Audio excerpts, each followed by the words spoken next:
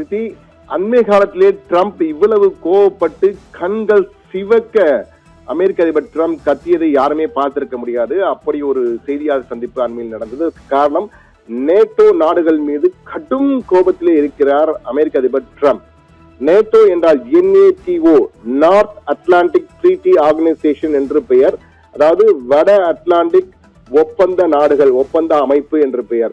இரண்டாம் உலக போர் முடிவடையும் பொழுது இந்த நாடுகள் அமெரிக்கா தலைமையிலே அதன் நேச நாடுகள் எல்லாம் ஒன்றிணைந்து கிட்டத்தட்ட 32 நாடுகள் 1949 உருவானதான் நேட்டோ.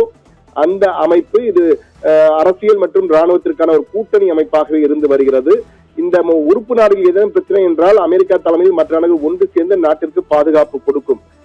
பெல்ஜியத்தின் பிரசல்ஸ் தான் தலைநகர், நேட்டோவின் தலைநகர். தற்போது இந்த நேட்டோ நாடுகளுக்கும் அமெரிக்க அதிபர் ட்ரம்புக்கும் சமீப காலமாக 7ஆம் பொருத்தம் ஏற்பட்டிருக்கின்றதான் கூற வேண்டும். என்றால் எப்படி பார்த்தாலும் நேட்டோ நாடுகள் அமெரிக்க அதிபர் ட்ரம்ப் கனடாவை பிடிக்கப் போகிறேன் என்று அறிவித்தார். அது நேட்டோ நாடுகள், அதையே நான் ஒன்றாக சேர்க்கப் போகிறேன், அமெரிக்காவின் 51வது மாகாணமாக இணைக்கப் போகிறேன் என்று பேசியதெல்லாம் பெரும் பிரச்சனையை ஏற்படுத்தியது.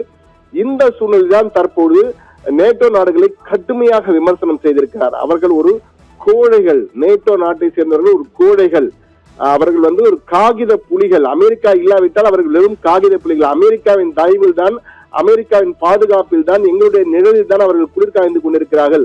அமெரிக்கா இல்லாவிட்டால் நேட்டோ ஒரு வெறும் பேப்பர் புலிகள், பேப்பர் டைகர்ஸ் என்ற வகையிலே கடும் விமர்சனம். அது மட்டும் இல்லாமல் நேட்டோ நாடுகளும் கோழைகள், பயந்தாங்கொல்லிகள் என்று நமது வழக்கு மொழியில சொல்வதையெல்லாம் கோழைகள் என்ற வகையிலே வெளிப்படையாக விமர்சனம் செய்திருக்கிறார். இது நேட்டோ நாடுகளுக்கு பெரும் அதிர்ச்சியை ஏற்படுத்தியிருக்கின்றான் கூற வேண்டும்.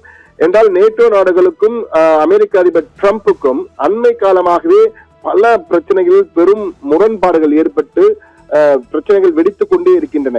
இந்த சூழ்நிலையில்தான் மத்திய கிழக்கிலே போரிலே இஸ்ரேலுக்கு ஆதரவாக அமெரிக்கா களமிறங்கி கிட்டத்தட்ட அமெரிக்கா ஈரானின் ராணுவத்தை அழித்து விட்டேன், ராணுவத்தின் கதை முடிந்து விட்டது, இனி அந்த ஓர்முஸ் ஜலசந்தியை திறக்க வேண்டும், அதிலே நாங்கள் வருகிறோம், நீங்கள் அனைவரும் வாருங்கள், நேட்டோ நாடுகள் எல்லாம் வாருங்கள் என்று ஐரோப்பியாவில் தான் பெரும்பாலான நாடுகள் நேட்டோ நாடுகள் இருக்கின்றன. நீங்கள் எல்லாம் உங்கள் போர்க்கப்பல்களை ஒவ்வொரு கப்பல்களை அனுப்பினால் போதும், நாம் பாதுகாப்பு கொடுத்து எல்லா கப்பல்களையும் வெளியே கொண்டு வந்து கப்பல் போக்குவரத்தை சரி செய்து விடலாம் என்ற வகையிலே உதவி கேட்டிருந்தார்.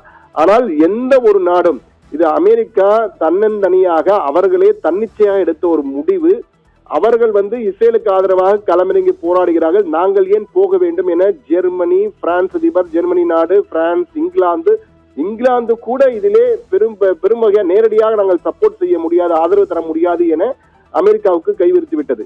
எனவே எந்த நாடுகளும் ஒத்துழைக்க முடியாத சூழ்நிலை என்பதால் கடுமையாக கோபம் கண்ட ட்ரம்ப் நேட்டோவை கடுமையாக விமர்சித்திருக்கிறார். கோழைகள், இவர்கள் எல்லாம் பயந்தாங்கொள்ளிகள், எதற்குமே தேவை உதவ மாட்டார்கள், அமெரிக்கா இல்லாவிட்டால் இவர்கள் எல்லாம் காணாமல் போய்விடுவார்கள், இனி உங்கள் பாடு, ஹோர்முஸ் ஜலசந்தியை திறந்தால் என்ன, திறக்காவிட்டால் என்ன, எண்ணெய் விலை உயர்கிறது என்றால் அதற்கு காரணம் நீங்கள் தான், நாங்கள் உதவி கேட்ட போது எங்களுக்கு ஒத்துழைப்பு கொடுக்க மறுத்து விட்டீர்கள், இனி நாங்கள் எதுவும் செய்ய மாட்டோம், முடிந்தால் நீங்கள் திறந்து கொள்ளுங்கள் என்ற வகையிலே தற்போது அமெரிக்க அதிபர் ட்ரம்பும் கைவிரித்து விட்டார். நேட்டோ நாடுகள் தற்போது அதிர்ச்சியிலே இருக்கின்றன. உடனடியாக அவசரமாக அந்த நாடுகளின் அதிபர்கள், குறிப்பாக பிரான்ஸ் அதிபர், ஜெர்மனி அதிபர், அதே போன்று இங்கிலாந்து பிரதமர் உள்ளிட்ட பல்வேறு உலக தலைவர்கள், ஐரோப்பிய நாட்டு தலைவர்கள், குறிப்பாக நேட்டோவில் உள்ள 27 நாடுகளின் தலைவர்கள் எல்லாம் தற்போது ஒன்றாக கூடி பேச இருக்கிறார்கள். கூடி பேசி ஒரு முடிவினை எடுக்க இருக்கிறார்கள். என்றால் அமெரிக்க அதிபர் ட்ரம்பின் இந்த சொல்லுக்கு கடும் கண்டனத்தை தெரிவிப்பதுடன் தற்போது எண்ணெய் விலையை கட்டுப்படுத்துவதும், அந்த ஹோர்முஸ் ஜலசந்தியை திறந்து கப்பல்களை கொண்டு வருவது, எண்ணெய் விலையை கட்டுக்குள் கொண்டு வருவதற்கும் நடவடிக்கை எடுக்க வேண்டும் என்ற வகையிலே இந்த பேச்சு நடைபெற இருப்பதாக நமக்கு தகவல்கள் கிடைத்திருக்கிறது. எனவே ஒரு எளிய ராணுவ நடக்கை மூலம் இதை எளிதாக முடிக்க வேண்டிய விடயத்தை நேட்டோ நாடுகள் திட்டமிட்டு போரினை பெரிதாக்குகின்றன. நாங்கள் போரினை முடித்து விட்டோம், இனிமேல் ஏனால் செத்த பாம்பின் மீதும் அடிப்பது தேவையில்லாது, அது போன்று இந்த போரினை ராணுவத்தை அழித்து விட்டோம், இனி போர் நிறுத்தம் செய்து என்ன பிரயோஜனம், வாதமே இல்லை, அங்கு எதற்கு போர் நிறுத்தம் என்ற வகையிலே விமர்சனம் செய்திருந்த ட்ரம்புக்கு தற்போது ட்ரம்ப் நேட்டோ நாடுகள் மீது கடும் கண்டனத்தை தெரிவித்து விட்டதால் நேட்டோ நாடுகள் என்ன செய்வது என தெரியாமல் ட்ரம்புக்கு பதிலடி கொடுப்பதா அல்லது எண்ணெய் விலையை குறைப்பதற்கு என்ன செய்வது என்பது குறித்து தற்போது கூடி பேச இருக்கிறார்கள். ஆனால் ட்ரம்பினுடைய இந்த அதிர்ச்சியை நேட்டோ ஒருபோதும் எதிர்பார்க்கவில்லை என்றுதான் கூற வேண்டும்.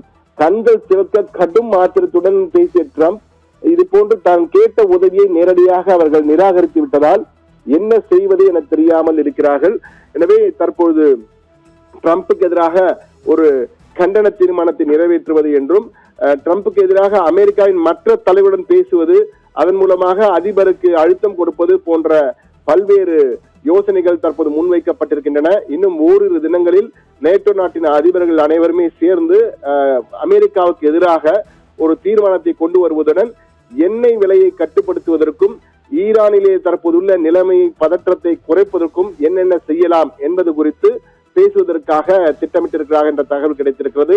எது எப்படி இருப்பினும் தற்போது சர்வதேச அளவில் எண்ணெய் விலை ஏறுவதும் மிகப்பெரிய அளவுக்கு பாதிப்பினை உலக அளவிலே ஏற்படுத்தியிருக்கிறது. பல நாடுகளின் பொருளாதாரத்தை பாதிக்கக்கூடியதாக இருக்கிறது. இந்தியாவில் கூட இதன் எதிரொலி தற்போது எல்பிஜி சிலிண்டர்கள் மூலமாக வணிக சிலிண்டர்கள் கிடைப்பதிலே மிகப்பெரிய பாதிப்பு ஏற்பட்டிருக்கிறது. எனவே இதை கட்டுப்படுவதற்கு என்ன செய்ய வேண்டும் என்ற வகையிலே தற்போது நேட்டோ நாடுகள் ஆலோசித்து வருகின்றன. ஆனால் அமெரிக்காவும் நேட்டோவும் எதிரெதிர் துருவமாக தற்போது மாறி இருப்பது உலக அரசியல் ஒரு புது நியூ வேர்ல்ட் ஆர்டர் என்பார்களே, அது போன்று புதிய உலக அளவிலே புதிய ஒரு மாற்றம், புவிசார் அரசியல் ரீதியாக ஒரு புதிய மாற்றம் ஏற்படுவதற்கான காட்சியாகவே தற்போது மற்ற நாடுகளால் பார்க்கப்படுகிறது.